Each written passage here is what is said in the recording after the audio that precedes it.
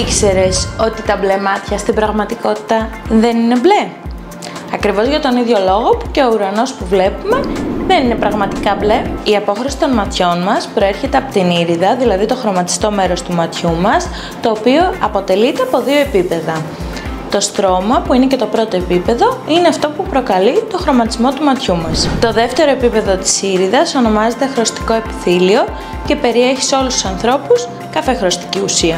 Τώρα, στα μπλε μάτια, το πρώτο επίπεδο της ήριδας δεν έχει καμία χρωστική ουσία, με αποτέλεσμα να αντανακλά διαφορετικά το φως.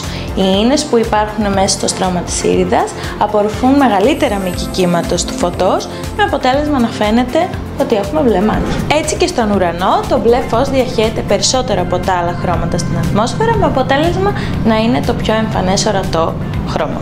Αν σου φάνηκαν ενδιαφέροντες οι συγκεκριμένες πληροφορίες, άσε μας μια μπλε καρδούλα στα σχόλια.